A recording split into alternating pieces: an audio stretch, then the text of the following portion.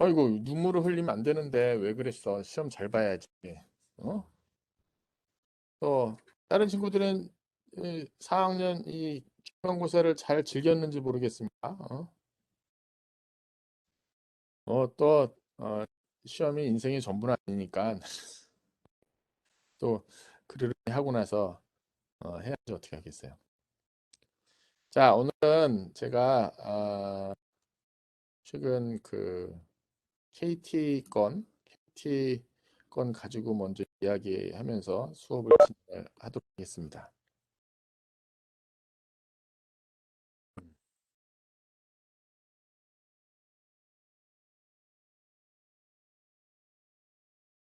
그거 하기 전에 제가 요즘 우리 그 학생들하고 좀 진로에 대한 얘기를 좀 먼저 하고 합시다. 어, 무슨 얘기를 해주고 싶으냐면은,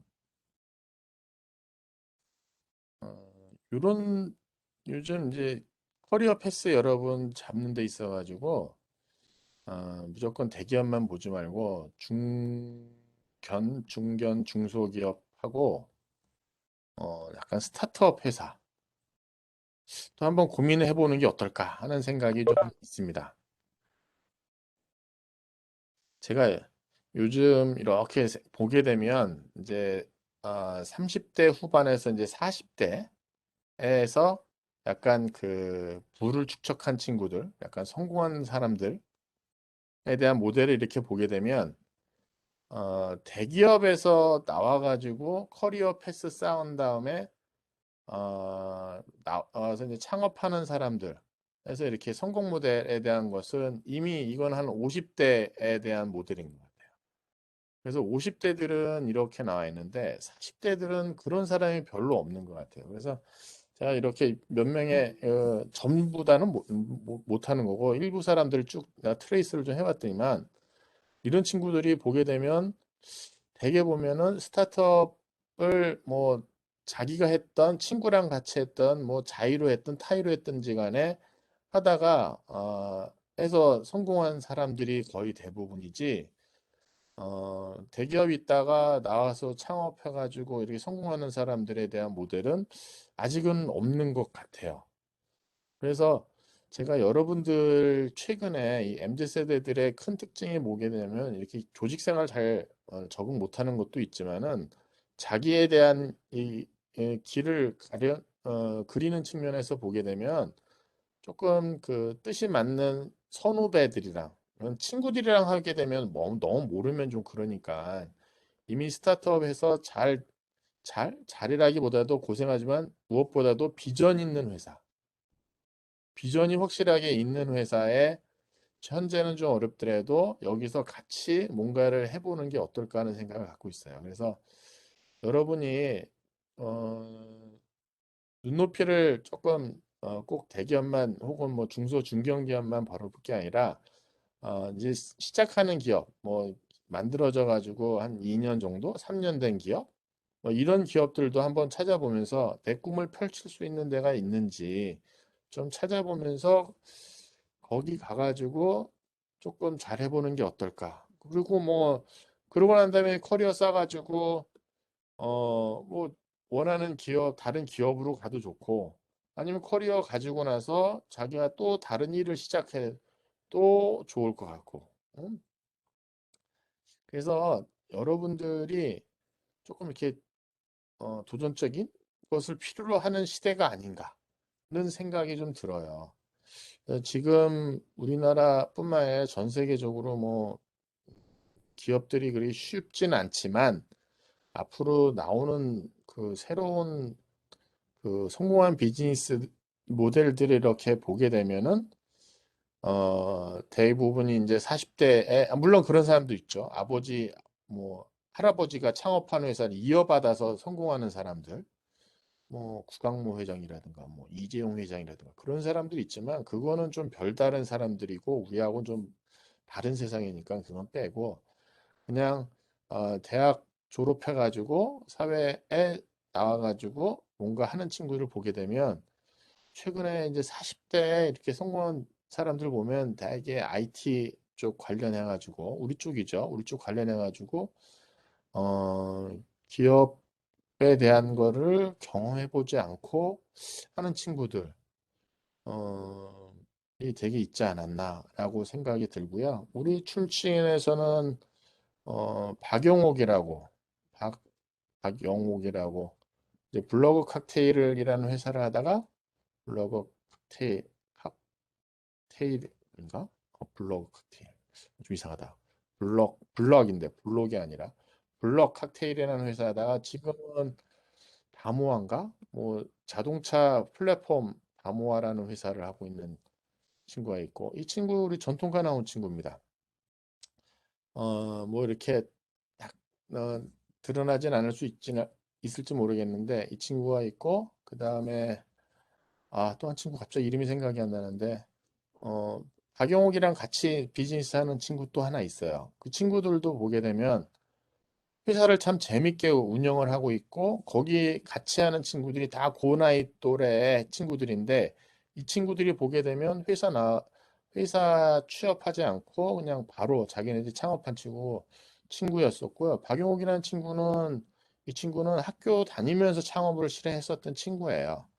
그래서 요 30대 후반 30대 후반에서 그러니까 졸업하고 10년 정도 된 거죠. 대학 졸업하고 뭐 이렇게 한 친구들을 쭉 보게 되면 10년 동안 그런 역할들을 한 것 같아요. 그러니까 어, 같은 비슷한 나이 또래 친구들이랑 같이 투자 받아가지고 뭐 하나 만들고 뭐 하나 만들고 뭐 이런 모델을 많이 가져갔던 것 같아요. 그런 것 같아요. 그, 하나 그 친구 한 친구 이름이 생각이 안 나서 지금 그러는데 황성재, 어, 황성재라는 친구도 있습니다. 근데 황성재 친구는 커리어가 좀 달라요.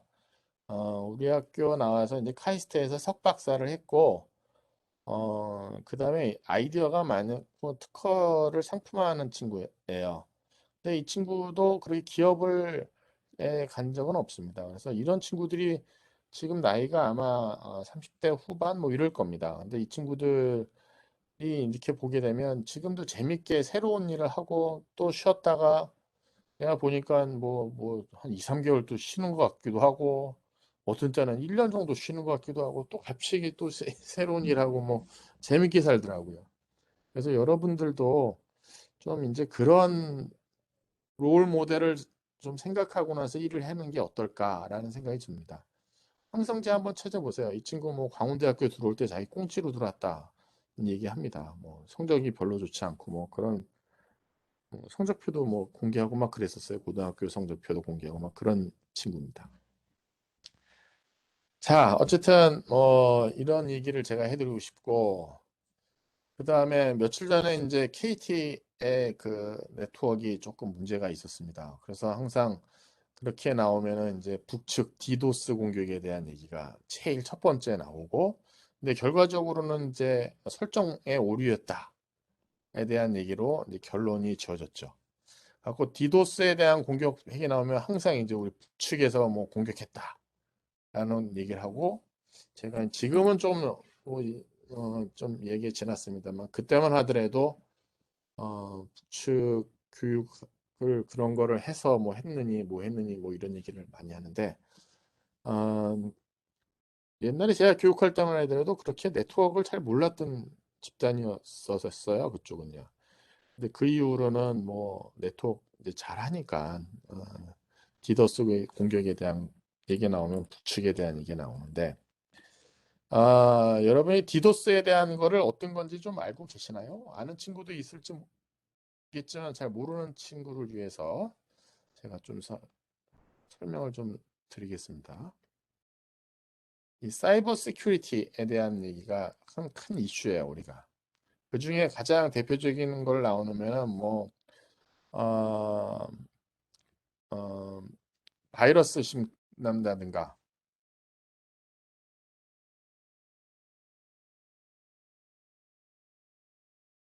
뭐 주석 요청이 있어서 추석 하세요. 주석 달기를 신청해서 하는데 잘못 눌렀나? 자, 그러면은 음, 주석은 허용했는데 왜 이게 없지? 자, 그럼 제가 다시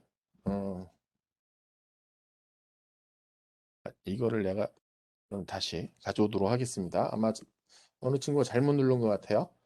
자, 사이버 시큐리티에 대한 얘기 큰 이슈에 항상 네트워크에서 보면 이제 보안에 대한 이슈가 늘 나오는데 그 중에서 이제 denial of service, denial of service라고 하는 것은 이거는 정상적으로 어, 사용자들이 액세스를 못하게 하는 서비스입니다. 예를 들면은 어떤 서버가 있는데 어떤 서버에 여기에다가 어떤 부하를 주는 거죠. 특정한 부하를.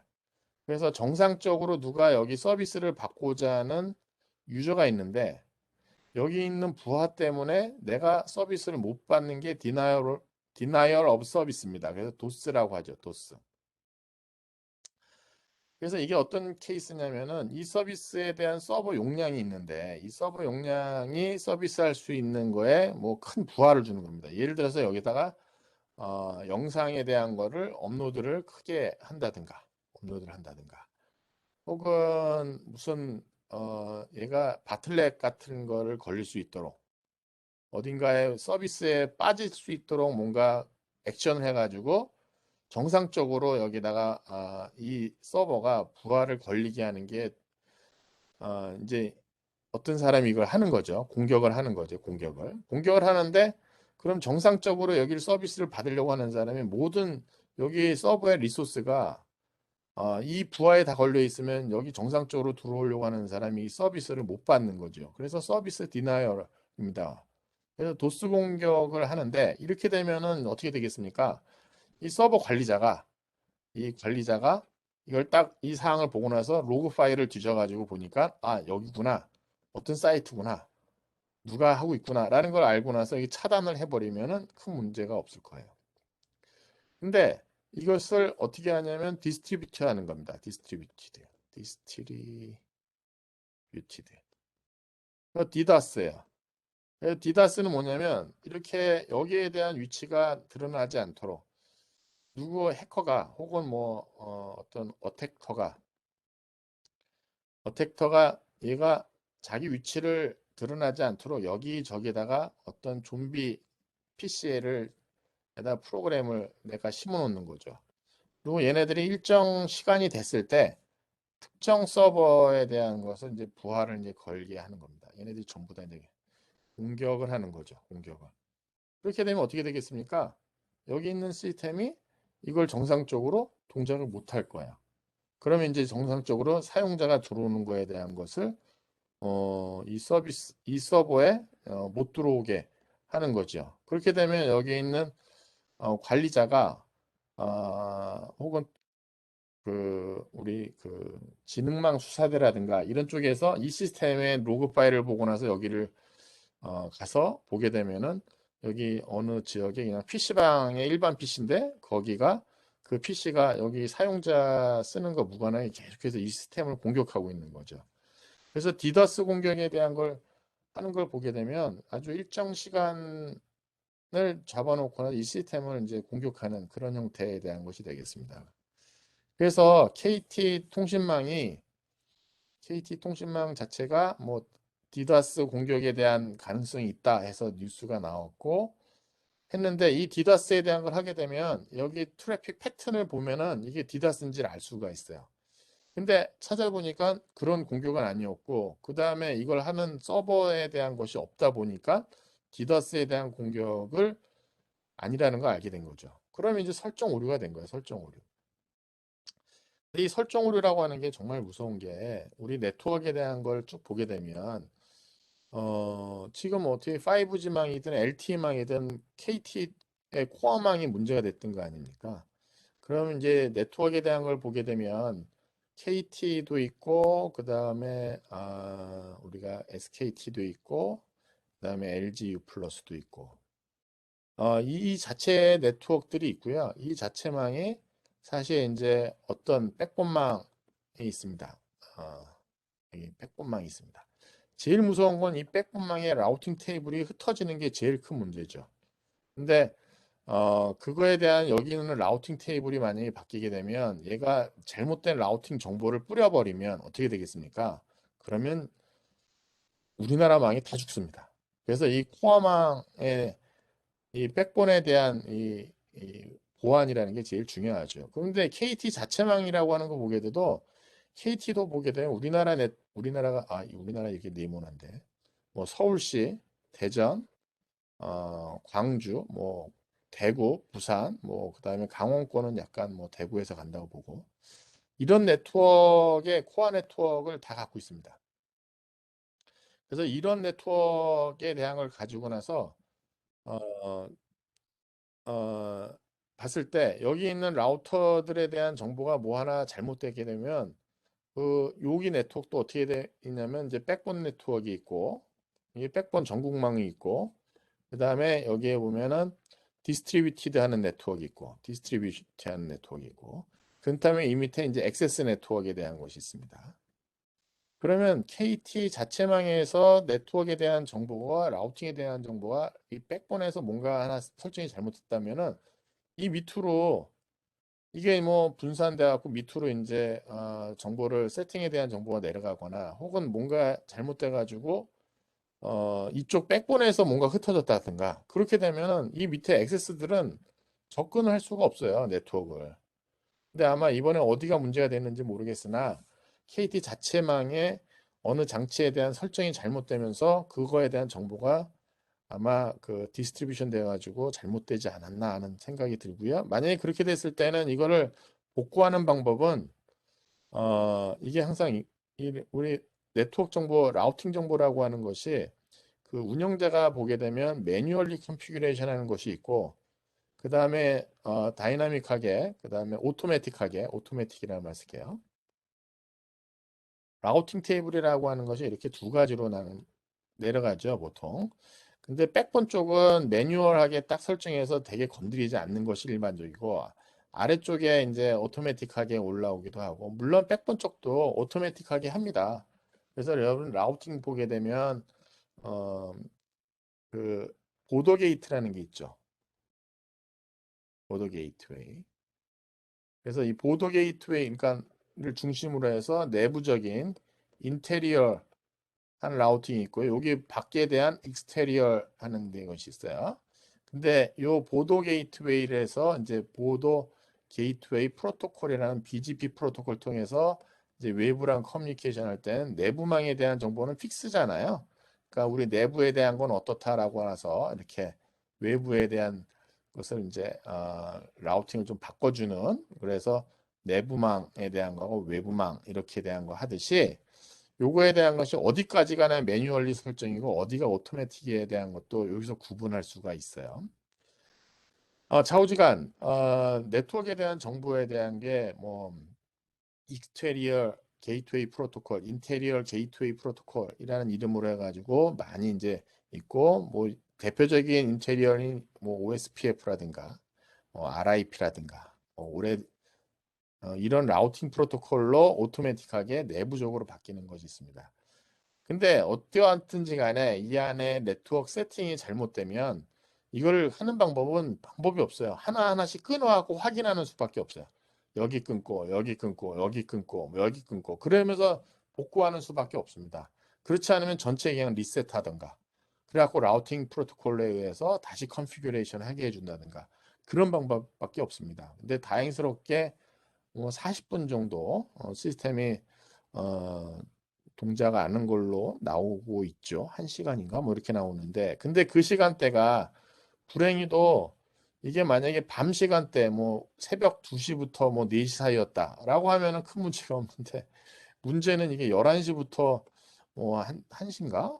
예, 정오 시간대에 거쳐 있다 보니까 이 시간대에 카드 결제를 해야 된다거나 혹은 뭐 주차장에 뭐 결제해야 되는 거, 주차 나가야 되는데 못 나간 사람들 아주 상당히 혼란스러운 바를 겪은 게 있습니다. 그러다 보니까 조금 그 뭐랄까요? 네트워크에 대한 정보가 그만큼 중요하다. 라는 걸 보실 수가 있고, 이게 네트워크라는 게 보면 우리가 보통 기간통신망에 대한 얘기를 하는데, 이 기간통신망에 대한 것이 보게 되면 이게 어떻게 보면 신경조직에 해당하는 것이고요. 그렇지 않고 도로망에 대한 것은 어떻게 보면 우리 뭐 뼈라든가 이런 형태, 근육이라든가 뭐 이렇게 되는 것 같아요. 근데 이 도로망이라고 하는 건 눈에 보이잖아요. 뭐 내 뼈라든가 근육이라든가 이 골격이라는 건 보이잖아. 기간통신망에 대한 건 보이질 않아요. 그러니까 이 신경에 대한 것인데, 이 신경이 만약에 없으면은 이거 다 별볼 별볼이 아니지만 좌우지간 그만큼 중요한데. 근데 우리가 지금 이제 정치 이제 그 선거철이 되는데, 이 정치인들이 주 관심사항이 뭐냐면은 되게 도로를 닦거나 뭐 다리를 놓거나 하는데, 기간통신망에 대한 거는 별로 신경을 안 씁니다. 상당히 진짜 중요한 내용인데도 불구하고 이거 해도 이거 확장해도 별로 표가 안 나거든요. 그러다 보니까 이게 우리 통신 쪽 관련해 가지고 약간 좀 뭐랄까 늘 아쉬운 점이 있습니다. 이 문제가 발생하고 나면은 꼭 그 중요성을 알게 되는 좀 문제가 좀 있습니다. 자, 그래서 그 얘기가 있고 최근에 우리 또 조금 지난 얘기지만 가십거리로 좀 알고 있으면 좋을 게 이런 게 있어요. 뭐가 있냐면은 그 SK텔레콤 노태우 대통령 노소영하고 여기 최 최하죠 최자오죠 뭐 이렇게 쓸게요 제가.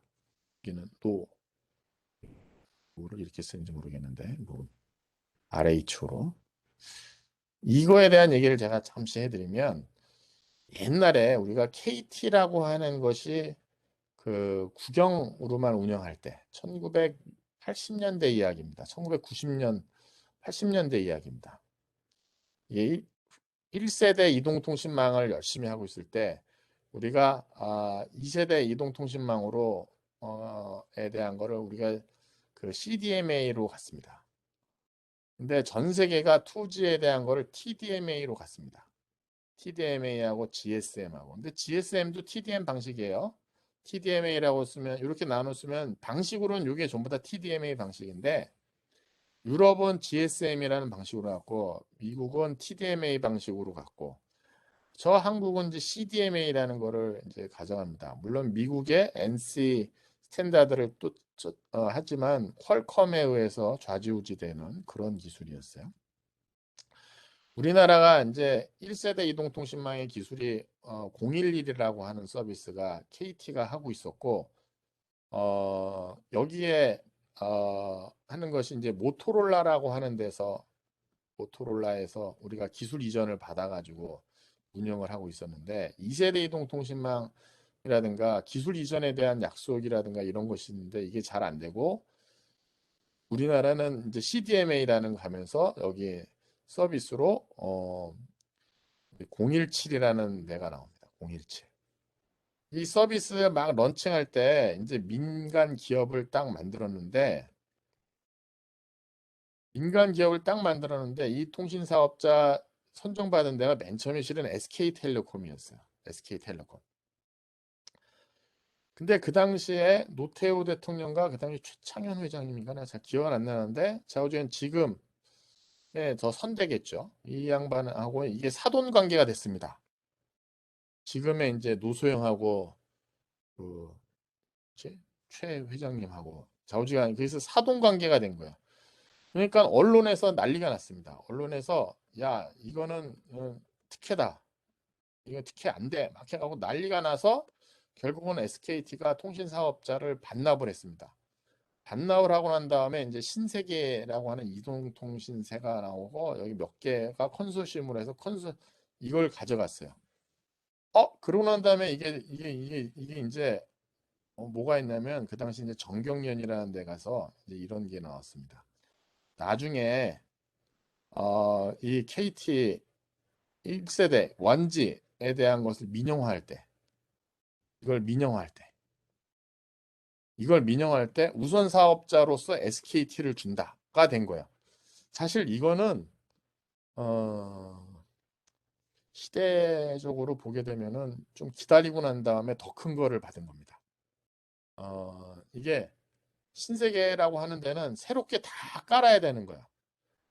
CDMA라고 하는 거에 대한 것이 확실치도 않은 상태에서 사업을 해야 되는 것을 한 거였고, 이게 다 검증되고 나고 난 다음에 투지에 대한 거를 만약에 KT가 민영화를 간다라고 하게 되면 그거에 대한 운영권을 SKT가 가져가는 걸로 한 거예요. 그래서 이 반납을 하고 SKT가 그 당시 이제 사업권, 이제 디지털 이동통신, 2세대 이동통신에 대한 그 당시 차세대 이동통신이었어요.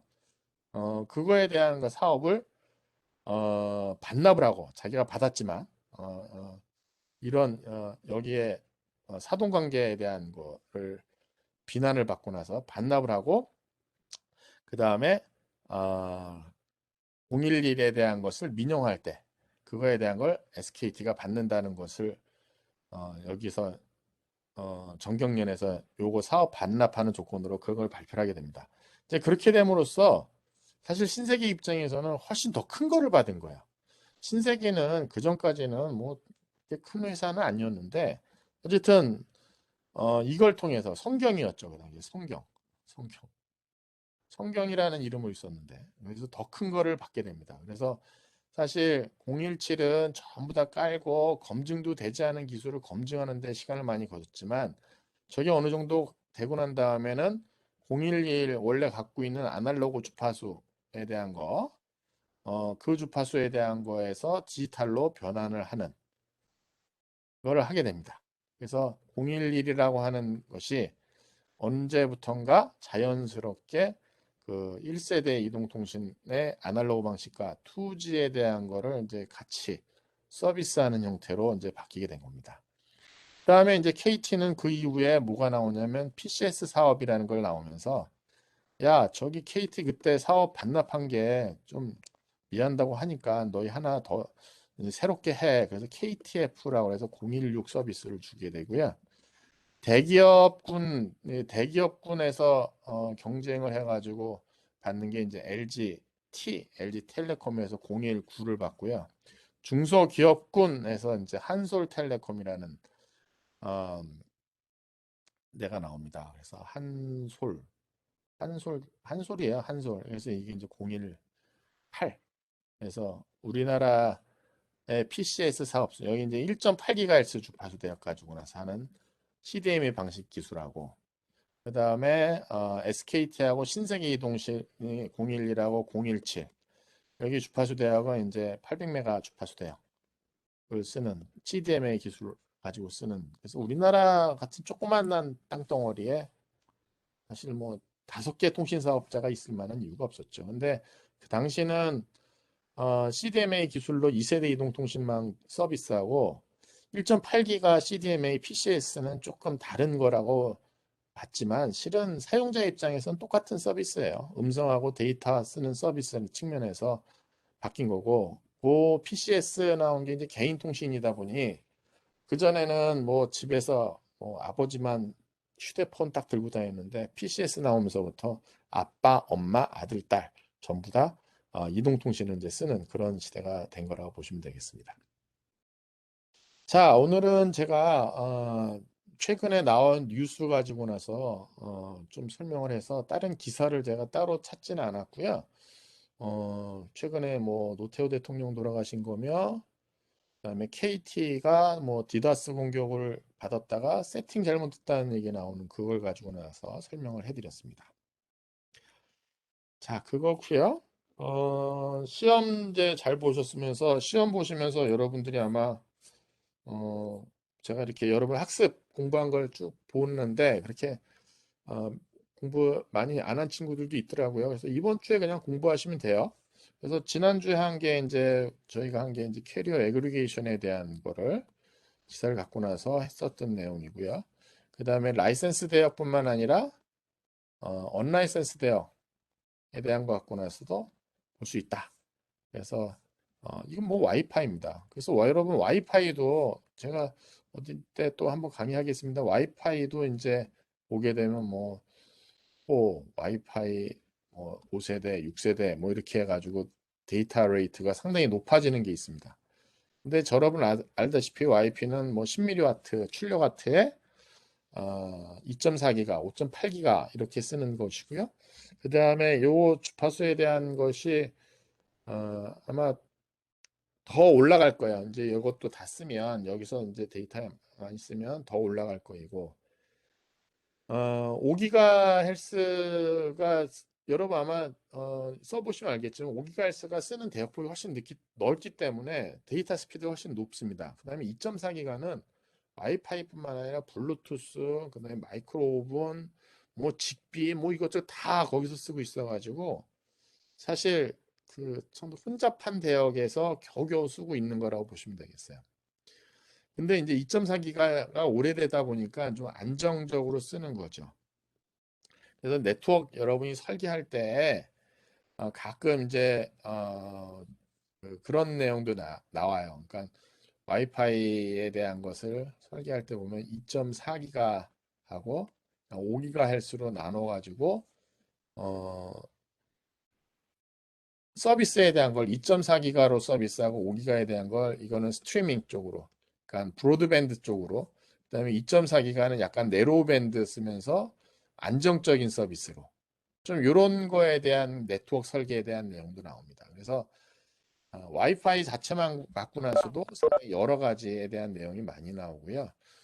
캐리어 애그리게이션 하는 측면에서는 틀림없이 라이센스 대역으로는 충분하지 못하니 언라이센스 대역으로 쓰는 것이 있고요. 여기서 또 뭐가 나오냐면 요 둘 사이에서의 핸드오버에 대한 문제도 나옵니다. 요 둘 사이에서 핸드오버에 대한 것도. 핸드오프라고 쓸게요. 핸드오프나 핸드오버나 같은데. 그래서 핸드오퍼에 대한 것이 보게 되면 이제 버티컬 핸드오퍼라는 걸 쓰기도 하는데 이 버티컬 핸드오퍼에 대한 것이 헤테로지니어스예요. 헤테로지니어스에 대한 지니어스 핸드오버. 그러니까 반대적인 것이 호모지니어스 핸드오버죠.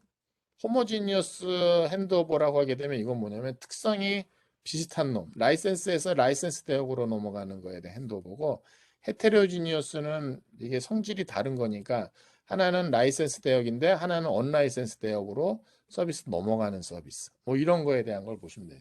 그래서 이런 서비스에 대한 요구 사항도 나오고 있어요. 이게 뭐냐면은 여러분이 예를 들면 무슨 뭐 유튜브 영상을 보고 있는데 내가 실내에 들어왔는데 와이파이가 있어요. 그러면 와이파이를 새로 받게 되면 이게 끊어집니다. 스트리밍이. 근데 끊어지지 않게 해주는 거예요. 그러니까 밑단에서는 어떻게 됐든지 간에 내가 밖에서는 LTE 잡고 있다가 들어와서는 와이파이를 잡아요. 그랬을 때도 스트리밍에 대한 것이 그냥 끊어지지 않게 계속해서 볼 수 있는 거죠. 근데 지금은 사실 그 서비스가 깨끗하진 않습니다. 그냥 집에 들어와도 그냥 뭐 LTE 서비스 계속해서 보면서 그냥 끊어지지 않고 보고 있는 거예요. 근데 그게 아니라 들어왔을 때도 훨씬 더 브로드밴드가 되는 거죠. 그러면 거기에 또 뭐가 연관되어 있냐면은 화질이랑 같이 또 맞물려요. 지금은 스트리밍에 대한 화질이 예를 들면은 하나 화질 선택하면은 계속해서 그걸로 봐야 되는데 밖에서 LTE로 들어올 때는 화질이 좀 낮은 걸로 보고 있다가 집에 들어갈 때는 화질이 좀 깨끗한 고품질, 고화질로 이렇게 볼 수 있는 핸드오버에 대한 내용까지도 실은 나중에 포함이 됩니다. 근데 지금은 그게 안 됩니다. 그래서 서비스 측면에서 이제 캐리어 애그리게이션은 8주차에 나오는 내용은 단순하게 대역폭을 크게 넓혀가지고 어떻게 하면 브로드밴드를 만들어줄까. 그래서 LTE에서 원래 요구하려고 하는 1기가 bps, 원래 스탠다드에서 하려고 하는 1기가 bps를 이게 이제 고정 움직이지 않고 했을 때 얻는 서비스예요. LTE에서 뭐 이동을 하게 되면 훨씬 더 떨어지는 거죠. 그래서 600mbps까지만 얻어도 좋겠다. 300mbps까지도 얻었으면 좋겠다. 150mbps까지 얻었으면 좋겠다. LTE의 기본적인 75mbps 하나 갖고 나서 캐리어 애그리게이션을 점점점 넓혀가서 궁극적으로 1GHz 넘어가고요. 1기가 이상에 대한 뭐 1.4GHz bps 얻는다. 그러면 1.4GBps에 대한 보면 라이센스, 언라이센스가 같이 머지된 형태로 LTE에서는 나옵니다. 그리고 이게 더 확대해가지고 이제 5G라고 가는 거죠. 그래서 뭐 3.8GHz까지에 대한 내용이며 이런 내용이 다 캐리어 애그리게이션으로 나오고 여기에 이제 여러분 지난번에도 제가 말씀드린다만 여기에 이제 빔포밍 기술이 같이 맞물려야 되고요. 그 다음에 그 마이모까지 해야지만 이게 제대로 데이터 레이트를 5G, 뭐 LTE도 마찬가지지만 20GBps를 가기 위한 것이 됩니다. 20GBps까지. 그러니까 이게 뭐 무선하시는 양반들은 얼마든지 나온다라고 얘기하지만 단순히 한 게 아니라 이게 기지국에서 단말에 대한 것이 내가 이 내부에서 이동하는 것뿐만 아니라 다른 이동에 옮겨가는 것도 있고요. 그다음에 서비스 품질에 대한 것도 해서 끊어지지 않고 나서 보는 거에 대한 것이 중요한 겁니다. 근데 최근에 여러분 한번 뭐 좀 냉정하게 얘기하면 LTE 서비스하고 5G 서비스에 대한 사용자가 느끼는 서비스 품질, 그게 서비스 품질이에요. 퀄리티 오브 서비스가 얼만큼 있을까? 약간 퀘스천입니다. 그리고 뭐 제가 여러 번 말씀드린다만 5G 쓰는 거에 대한 것을 어, 그 공공의 목적 혹은 프라이빗 5G 이런 쪽에 많이 들어가지 사용자들이 LTE 뭐 3G, 4G처럼 이렇게 서비스 쓰면서 그런 서비스 품질을 느낀다? 그렇게 서비스가 있다? 아직은 그렇게 딱 들어오는 건 없는 것 같아요. 그냥 단순하게 여러분이 휴대폰 바꾸니까 휴대폰 바꿔서 할 수 없이 5G 요금제 쓰고 있는 거고 5G를 쓰고 있는 거죠. 근데 캐리어 애그리게이션을 보셨으면 알겠지만은 이게 단순하게 기존에 있는 2기가 대역, 2기가헬스 대역에 대한 것만 쓰는 게 아니라 3.5기가, 그 28기가를 쓰셔야 되는 거예요. 그래서 주파수에 대한 것이 지금 LTE가 쓰는 2기가헬스 대역에 대한 거, LTE가 쓰는 게 보게 되면은 2기가헬스 대역, 그다음에 1.5 헤드 대역, 혹은 뭐 800MHz 대역까지 여기에서 캐리어 애그리게이션을 지금 LTE가 하고 있는 거고요. 그다음에 이제 3.8기가 헬츠, 그다음에 28기가 헬츠, NR이죠. 뉴 레이디오까지 이렇게까지 해서 해야지만 이제 5G가 진정하게 이제 의미가 있다. 근데 지금은 여기에 이제 스탠드 얼론 서비스가 아니라 스탠드 얼론 SA 서비스가 아니라 여기 LTE랑 같이 해서 넌 스탠드 얼론 서비스죠. 넌 스탠드 얼론. 그러니까 LTE를 좀 이렇게 같이 해서 쓰는 서비스입니다. 그래서 이 스탠드 얼론 서비스, 스탠드 얼론. 스탠드 얼론이라는 게 5G only예요. 5G only 쓰는 거예요. 5G only. 근데 5G only에 대한 것이 아니라 넌 스탠드 얼론이라는 것은 이제 4G랑 같이 5G에서 듀얼 모드로 동작하는 형태입니다. 그래서 5G에 대한 네트워크에 전국망을 깔리지 않은 상황, 혹은 좌우지간 5G를 내가 잘 서비스를 못 받는 상황에서는 LTE에 의존하는 그런 형태라고 보시면 되겠고요. 5G 자체도 사실 피크가 20GBps지 이걸 보존한다는 건 아니잖아요. 그러니까 20GBps에 대한 얻기 위한 노력은 내가 고정된 위치에서 NR 정도 혹은 3.8기가 정도 했을 때 이제 그래서 여기서 이제 빔포밍, 마이모 다 서비스 있는 상태에서 사용자 트래픽 서비스가 좀 깨끗한 거에 대한 거. 그 다음에 여기서 이제 그런 어떤 서비스가 나를 반겨주고 있을까? 뉴 서비스로서 5G 썼을 때 어떤 놈이 있을까? 내가 그것이 5G를 써야만 되는 서비스. 그러면 이제 킬링 애플리케이션이죠. 킬링 애플리케이션이 딱 있어가지고 5G에서만 되는 서비스가 되면은 새로운 뉴 서비스이고 킬링 아니면 기존 서비스는 뭐 LTE에서 다 되니까 그것을 5G를 써야지만 되는 것이 나오면 그게 진짜 5G 킬링 애플리케이션이 나오면 제일 좋겠죠. 그래서 그렇게 되면 사용자들이 자연스럽게 좀 넘어갈 수 있을 텐데 그렇지가 않다 보니까 좀 아쉬운 면이 좀 있습니다. 자, 그 다음에 이번 주에는 저희가 공부할 것이 이제 IoT 관련된 내용입니다. IoT. IoT.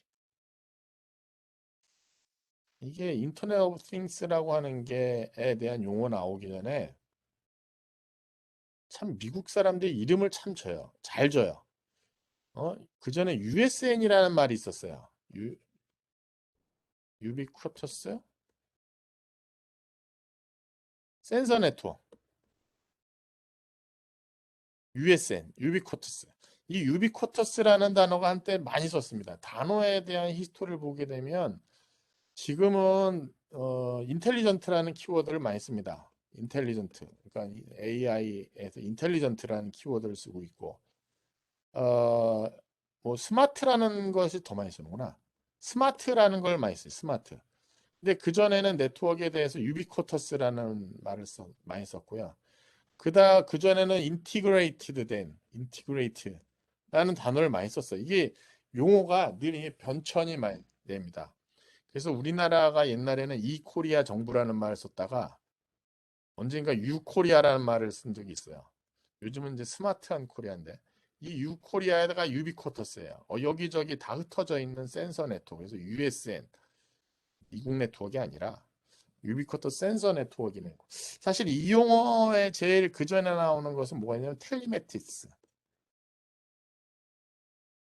텔리매틱스라는 것이 있었습니다. 텔리매틱스. 텔리매틱스라는 게 이제 검침이라든가 이런 용어를 많이 쓰는 것이죠. 그래서 점점 발달했고 사실 USN 텔리매틱스에 대한 얘기 막 나올 때도 자기가 이제 기본적으로 뭐 작은 네트워크 혹은 뭐 트래픽 그러니까 여기 특징은 뭐냐면은 트래픽량은 작아. 트래픽량은 밴드위드스는 되게 작아. 그 다음에 어쩌다 한 번씩 발생하는 것인데 이 센서 네트워크만 되더라도 센서만 되더라도 이게 트래픽 하는 그 발생하는 횟수 그러니까 트래픽 발생하는 인터벌이라고 쓸게요. 인터벌은 옛날에 되게 넓었는데 점점 좁아져요. 그 다음에 이게 보게 되면 되게 그러면 별 트래픽이 아닌 것 같아요. 뭐 인터벌도 되게 작고 트래픽도 양도 작아. 예를 들면 여러분 카드 결제하는 그 카드 수수료 카드 결제하는 거 보게 되면 카드 번호하고 금액만 날라가면 되고 그 다음에 거기서 오는 거는 승인 번호만 떨어지면 되는 거 아니에요. 상당히 뭐 점심시간 때 막 몰려가지고 트래픽 막 발생하는 그런 거예요. 근데 그 네트워크가 사실 별 네트워크가 아닌 것 같아요. 예를 들면은 우리가 영상을 스트리밍해서 보내는 서비스. 지금같이 USN이라는 센서 네트워크에서 조그맣게 해서 그냥 버스트하게 발생한다는 얘기는 언제 발생할지 모르는데 푹 발생하는 거예요. 근데 이게 트래픽 밴드위스는 되게 작으면서 인터벌이 되게 좁아. 이 두 가지 측면에서 보게 되면 버든을 주는 놈은 사실 얼핏 보게 되면 야 얘가 대역폭이 훨씬 크니까 이게 대역폭 크니까 얘가 버든 아니야? 그럴 수 있긴 하겠지만 얘는 조그만 것들이 계속해서 날라오는 것이 얘가 더 큰 버든이 될 수도 있어요. 예를 들면 여러분 컴퓨터에서 프로그래밍 할 때 인터럽트 걸려오는 거 보게 되면 인터럽트가 계속해서 걸어오면 IO 장치 죽습니다. 그러니까 인터럽트라고 하는 게 지속적으로 오게 되면은 이 스택을 계속해서 하다 보면 프로그래밍 할 때 보면 그냥 시스템이 죽어요. 차라리 영상은 한번 받으면 계속해서 이게 안정적으로 들어오느냐 문제이지 그다음부터는 문제는 없어요. 무슨 얘기를 드리고 싶으냐고 하면은 이게 그동안 우리가 네트워크 설계하는 측면에서 우리가 고려하던 패턴이 있었어요. 뭐 데이터 서비스, 보이스 서비스, 비디오 서비스. 늘 이런 패턴이 있었지. 이 USN, IoT라고 하는 것이 그렇게 네트워크에 그렇게 크게 새롭게 있는 이슈는 아니었었어요. 네트워크 설계하는 측면에서는 IoT? 그냥 뭐 데이터 일종 아니야? 뭐 이렇게 얘기했었는데 그게 아니라 IoT는 새로운 놈이에요. 얘가 이제 어떤 상황이냐면 예를 들면 이거에 가장 대표적으로 나오는 것이 이제 스마트 시티에 대한 내용이 나옵니다. 스마트 시티라는 걸 구축해 가지고 우리가 여러 가지 센서를 도심에 있습니다. 뭐 공기, 뭐 먼지, 뭐 도로 상태, 교량 상태, 뭐 상수, 하수, 유틸리티에 대한 거 여러 가지 뭐 공동구해라고 그래가지고 전기 조절되는 거 뭐 여러 가지에 대한 스마트 시티에 대한 것이 있는데 여기 센서들이 정말 많이 들어가요. 근데 이 센서들이 뭐 일주일에 하나씩 트래픽 발생할 수도 있지만 실시간으로 올라오는 것들이 있을 수 있고요. 뭐 아주 어전트하게 긴급하게 올라오는 것들이 또 필요할 수도 있어요. 막 교량이 막 무너지려고 그래. 이런 거 급한 거 아닙니까? 아니면 홍수 나려고 하려고 그래. 옛날에 그런 사고도 있었어요. 저기 우리 그 한탄강인가? 저쪽 위에 북한의 북측에서 댐을 열면은 그 물이 연천까지 와가지고 하는데 그게 저 앞쪽에서 경기가 오면 이 아래쪽에서 그거를 피할 수가 있는데 그게 센서가 잘 동작 안 하면 밑에 그냥 바로 홍수가 나는 마른 날에 그냥 날벼락이죠. 뭐 그런 사고도 가끔 나는 거죠. 그래서 센서가 어전트하게 상당히 중요한 경우도 있고 실시간은 아니지만은 모아가지고 그걸 데이터를 활용할 수가 있고 산불 났는데 빨리 감지해가지고 해야 되는 경우도 있고 상당히 종류가 많아요. 이런 것들에 대한 스마트 시티의 센서들에 대한 것은 종류가 너무너무 많은 거예요. 그러니까 이런 것들에 대한 것을 전부 다 IoT라는 이름으로 지금은 다 통합이 돼 있다고 보시면 맞을 것 같아요. 그래서 여기에 대한 네트워크를 설계할 때는 스마트 시티에서 이 IoT에 대한 것이 종류별로 하게 되면 그걸 분류해가지고 별도의 망을 구축해야 될 수도 있어요. 뭐 여기에는 뭐 교통 정보도 있죠. 우리 보면 버스 도착 시간 하는 거, 교통 버스 정보에 대한 거 그런 것들도 전부 다 스마트 시티 네트워크 ITS, ITS라도 교통 정보망에 대한 것이 여기 들어가 있는데 이것도 전부 다 스마트 시티의 한 축이에요. 자, 이 IoT라고 하는 것 자체 제가 한번 말씀드렸지만 이 IoT에 하는 이유가 이 센서들에 그런 걸 깔아놓고 나서 쭉 하는 이유가 데이터 게더링을 합니다. 게더링하고 어널리시스를 해요. 근데 이렇게 되면 이게 빅데이터입니다. 빅데이터고 이걸 클라우드에다 집어넣습니다. 클라우드에다가. 빅데이터 클라우드가 이런 센서 쪽에서 오는 IoT랑 연관되어 있는 거예요. 단말 쪽에서 오는 데이터가 빅데이터로 해서 막 날라오는 것이 실시간, 비실시간, 어전트, 노멀 뭐 여러 가지에 대한 것이 오늘 올라올 텐데 이 클라우드에 와가지고 이게 판단해야 되는 게 어널리시스를 해야 되는 거예요. 빅데이터 어널리시스를 해야 돼요. 이거 왜 한다고 그랬죠? 제가 프리딕션 하기 위한 거예요. 프리딕션 예측해야 하는. 다리가 지금 상태가 교량 상태가 막 센서를 보니까 얘가 불안불안해요. 그럼 어떻게 되겠어요? 이거 그럼 빨리 통제를 해야 될 거 아니에요. 야 이쪽 오지 마. 이 다리가 지금 불안해. 고쳐야 돼. 아니면 그 다이거너스트 해가지고 일찍 그 진단을 한 다음에 미리 그걸 고친다든가 그런 프레딕션 목적이에요. 그래서 IoT의 가장 큰 목적은 뭐냐? 예측입니다. 예측. 그래서 제가 어떤 얘기도 드렸었냐면 건강 데이터에 대한 얘기도 했어요. 인간에 대한 건강 데이터, 이 사람의 건강 검진을 해보니까는 다른 사람에 대한 데이터를 쭉 봤을 때 이 사람이 병이 날 것 같다. 그럼 그 병에 대한 걸 미리 예방을 하는 측면에 대한 것을 하는 거죠. 그래서 건강 검진을 하는 것도 그런 것이고 데이터가 쌓였을 때 보고 난 다음에 판단하는 것이 사람이 하느냐 기계가 하느냐에 대한 차이가 있고 그 데이터가 너무 많으면 사람이 하기 어려우면 이제 인공지능이 이제 하는 거죠. 그래서 AI라든가 빅데이터라든가 IoT가 이게 약간 뭐 클라우드까지 이게 약간 별개인 듯 같은 건 듯 좀 그런 관계가 있는 겁니다. 그래서 이번 주에 IoT에 대한 거는 제가 어디에다 했냐면은 제가 이제 우리 학교 그 시스코에 보면 네다 카드가 있습니다. 시스코가 뭐 CCNA 자격증에 대한 것도 있고 CCNP 뭐 있고 그다음에 뭐 데브넷 이런 자격증을 글로벌하게 합니다. 물론 클라우드에는 AWS 서티가 제일 아마 여러분들이 제일 선호할 수는 있을 것 같아요. 최근에 와서는 봤을 때는 그런데 제가 우리 시스코 우리 학교도 네다카드의 컨택 포인트입니다. 그래서 강의를 개설을 해줘야 되는데, 좀 내년 여러분 졸업하면 내년부터 개설할까 좀 고민을 하고 있습니다. Anyway, 음, 이, 이, 여기에 보면 네다카드의 콘텐츠 IoT라고 하는 콘텐츠가 있습니다. IoT 콘텐츠가 뭐 중간 레벨하고 고급 레벨 뭐 이렇게 두 가지가 있는데 IoT 시큐리티도 또 있고 그런데 IoT 이제 중간 레벨에 대한 자료를 갖고 나서 제가 강의 준비를 했습니다.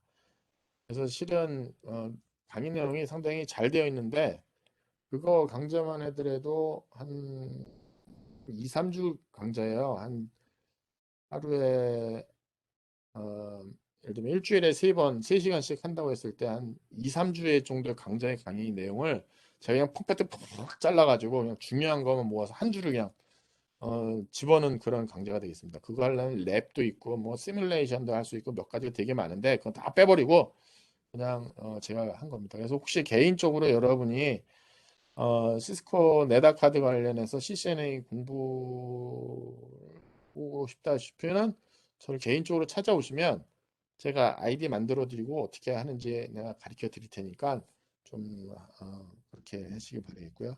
주안점은 어쨌든 IoT 교육 콘텐츠는 제가 그전 다른 교육 콘텐츠는 뭐 전부 다 유튜브에 있는 거 이렇게 잘 되어 있는 거 모아가지고 했다고 본다면 이번 IoT 강좌는 시스코 네다카드에 있는 중국 과정에 대한 거를 가지고 한 거다라고 보시면 되겠고요. 거기 내용 보면 왜 빅데이터, 그다음에 AI 리딩이 필요하며 어떤 툴이 있고 그다음에 실은 거기 프레젠테이션 어떻게 하는지 그 표현 어떻게 하는지에 대한 내용까지 실은 다 포함되어 있습니다. 그래서 한번 보시면 IoT가 또 이렇구나라고 보시면 되겠고 여러분들이 이제 2학년 실험 시간에 된 아두이노 키트도 거기에 나옵니다. 그래서 아두이노 키트 갖고 나서 이제 하는 그런 내용도 좀 나오는 거 아마 교육 콘텐츠 여기에는 없지만 그런 내용도 포함이 되어 있습니다. 자, 그 다음에 또 한 콘텐츠가 뭐가 있냐면 그것도 있어요. 제가 영상에 대한 걸 좀 거기 정리해 놨어요. 뭐 4K라든가 8K라든가 그래서 보통 우리가 영상 서비스 품질에 대해서 몇 가지 이제 하는 거죠. HDTV급, UHD급 뭐 이런 거에 대한 퀄러티에 대한 내용을 가지고 좀 정리를 좀 해놓은 것이 있습니다. 그래서 이건 뭐 이런 것이 있구나라고 얘기를 해놓은 거예요. 제가 이걸 왜 얘기 말씀드리냐면 5G 유스 케이스를 꼭 유스 케이스라는 게 딱 있으면 이게 삼각형으로 딱 나오잖아요. 그러면 여기에 보면 IoT에 대한 것이 있고 그 다음에 브로드밴드에 대한 것이 있고 브로드밴드에 대한 거 있고 그 다음에 여기 이제 스마트카 자율 오토노머스 카에 대한 것이 나와요. 그래서 이게 보게 되면 이 브로드밴드 서비스에 대한 것이 항상 보게 되면 이게 뭐냐면 영상 서비스입니다. 영상 서비스. 그래서 어떻게 하면 통신망에서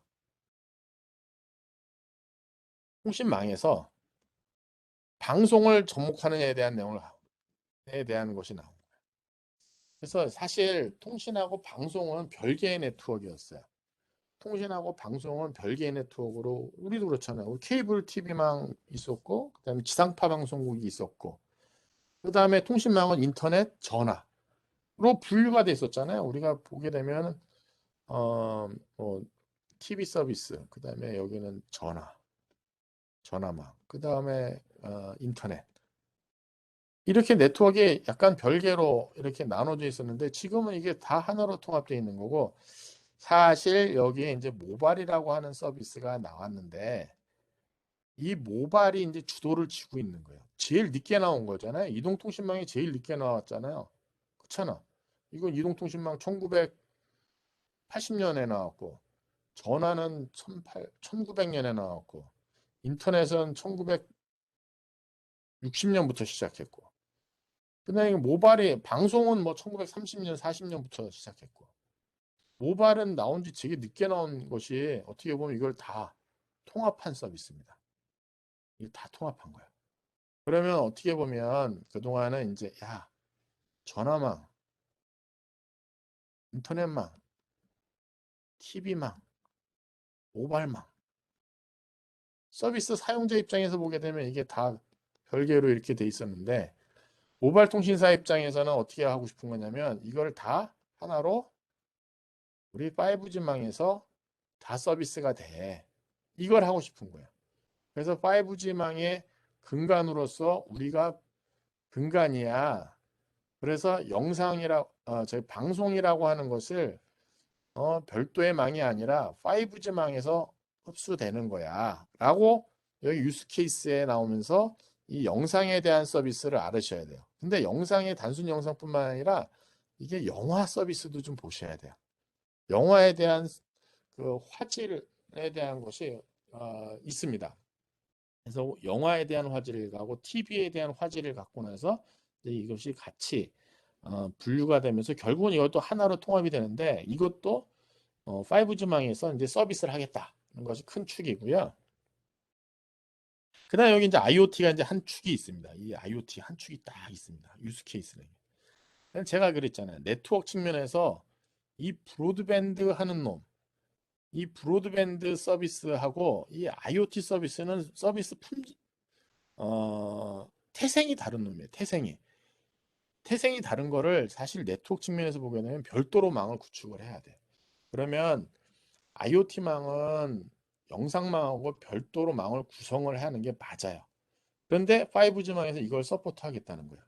그러면 이 특성까지도 5G망이 포함시키겠다는 얘기는 아까 제가 얘기한 대로 트래픽이 네로우밴드일 수도 있고 네로우밴드예요. 네로우밴드 트래픽이고요. 그러니까 네로우밴드이기 때문에 영상이 브로드밴드하고 상당히 다르죠. 그다음에 얘가 스트리밍 서비스에 대한 얘기가 나오는데 얘는 기본적으로 뭐 버스티라고 쓸게요 제가. 버스티가 이거 언제 발생할지 모르는 건데 사실 IoT 트래픽은 인터벌 오버 이 버스트한 특성이 상당히 랜덤한 특성을 갖고 있습니다. 근데 물론 이제 그거를 그 레귤러하게 해주는 경우도 있죠. 특정하게 뭐 일정 시간마다 트래픽을 올려줘야 되는 경우도 있지만 그렇지 않은 경우도 있는 그런 특성인 것이고요. 그 다음에 이거는 이제 그 reliable low latency communication, reliable low latency. 근데 여기는 어떻게 실시간에 대한 제어가 중요합니다. 실시간 제어가 더 중요해요. 그럼 이거는 앞에 이 IoT라든가 브로드밴드하고 약간 좀 특성이 좀 다른 놈이에요. 그래서 실시간 제어 서비스를 하기 위해서 제일 많이 나는 게 스마트카에 대한 응용을 넣는데 이거는 사실 네로밴드, 브로드밴드가 중요한 게 아니에요. 네로밴드, 브로드밴드 뭐 그거 모두 다 오케이. 뭐 이거보다도 실시간 제어를 더 중요하게 생각을 하는 거예요. 그러니까 서비스 품질이 약간 다르죠. 브로드밴드, IoT하고는 약간 서비스 품질이 다른 놈이라고 보시면 되겠어요. 자, 그래서 이 유스 케이스, 이제 5G에 보시게 되면 이 유스 케이스에 대한 것이 여러분들이 이제 많이 보게 될 겁니다. 그래서 요 상황에 대한 것이 다른 것 중에 이번 주에 여러분이 공부하시는 것은 이 영상에 대한 특성인데 사실 요거 하게 되면은 또 이제 방송에 대한 케이블 TV망하고 IPTV망을 또 보셔야 됩니다. IPTV망하고 케이블 TV망, 그 다음에 이제 지상파, 그 다음에 새틀라이트 네트워크, 이게 전부 다 TV라고 하는 서비스에 대한 내용이에요. 그리고 이제 여기서 이제 IPTV에 대한 거, 인터넷망에 대한 것을 보시고, 사실 IoT는 지금 새롭게 막 나오고 있는 분야라고 보고 있습니다. 여기 나온 것 중에 5G망의 서비스 중에 IoT 관련된 것이 좀 새로운 시장이에요. 뭐 여러분이 뭐 이 자율주행차에 대한 시장은 어떻게 보면 자동차 업계가 지금 좌지우지를 할 거예요. 이건 어쩔 수 없어.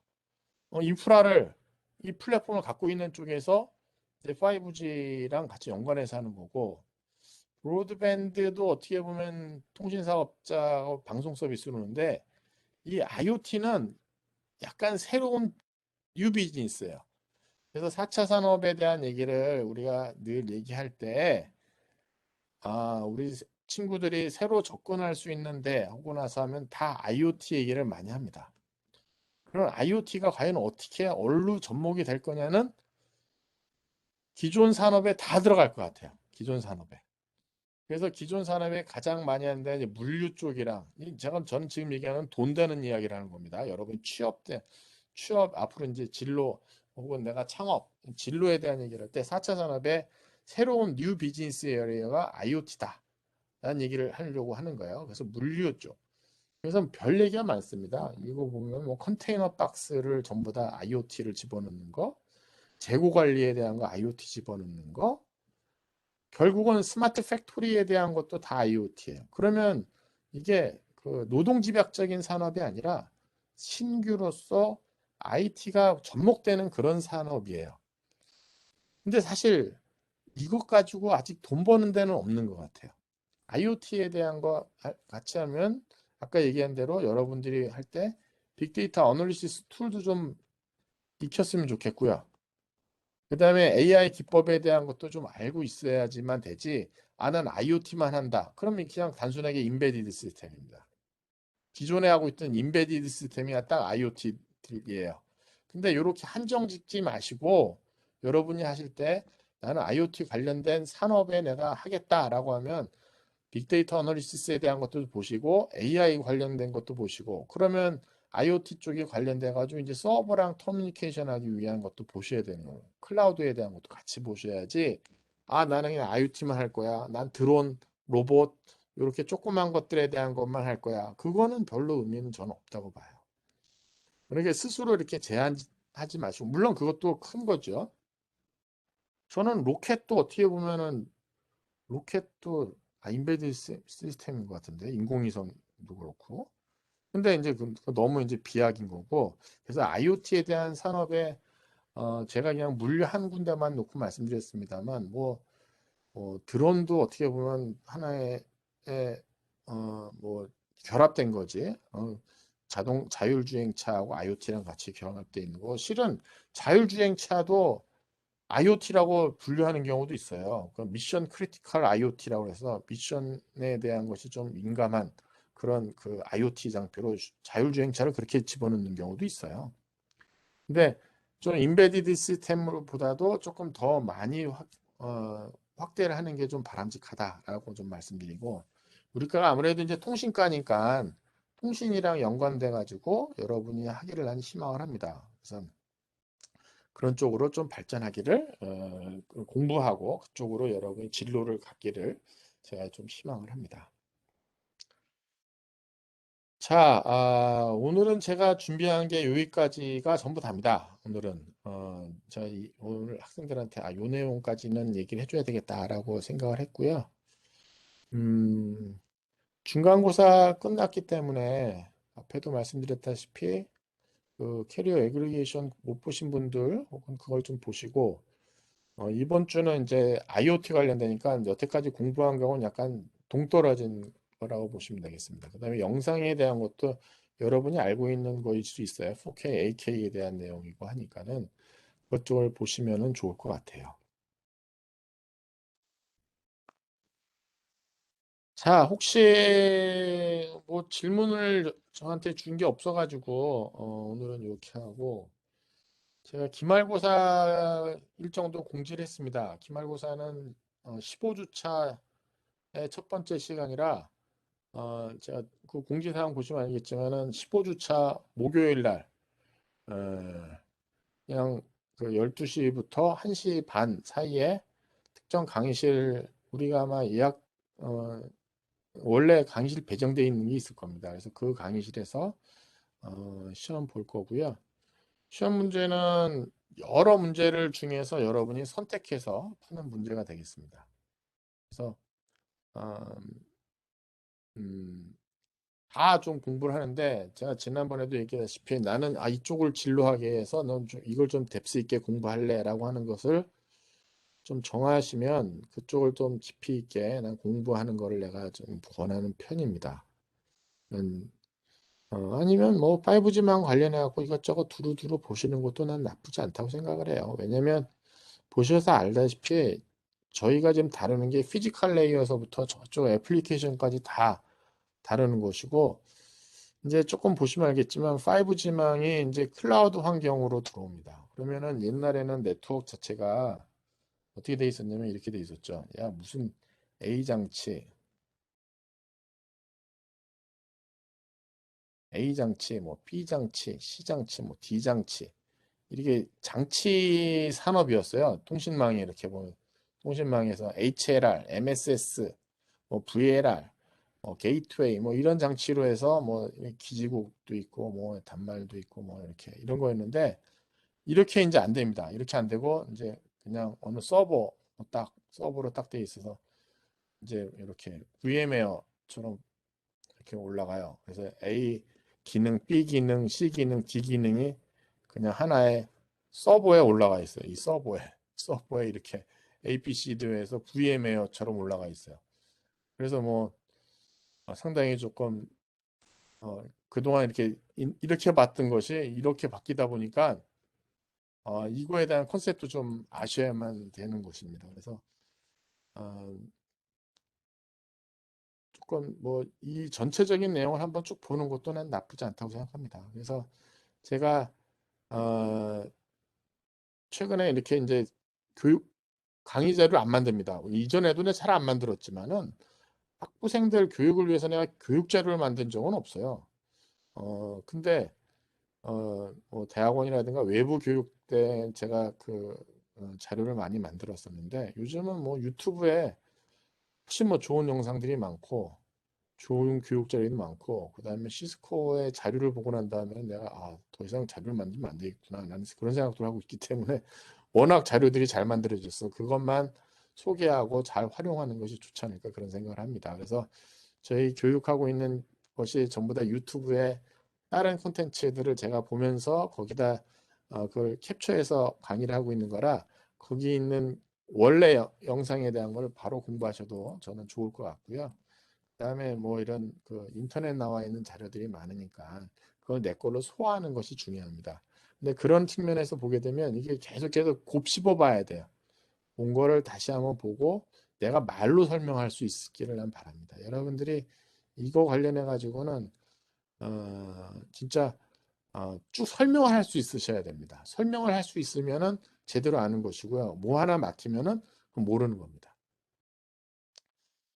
자, 오늘 이제 이번 주가 벌써 9주차예요. 오늘 수업을 했고요. 뭐 디테일한 내용까지는 이제 설명을 제가 하지 않았습니다. 그건 교육 콘텐츠 그냥 보시라고요.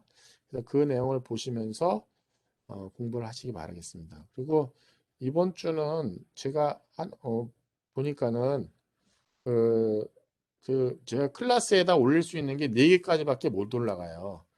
그래서 이번 주에 이 강의 녹화해 놓은 것은 제가 제 유튜브에다 올려놓을 테니까는 혹시 뭐 다시 보거나 뭐 혹시 못 들은 친구들은 그걸 보라고 좀 얘기를 해주시기 바라겠습니다.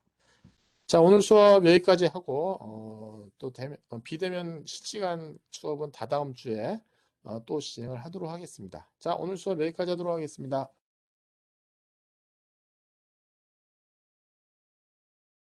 감사합니다. 감사합니다. 안녕. 고맙습니다. 안녕. 감사합니다.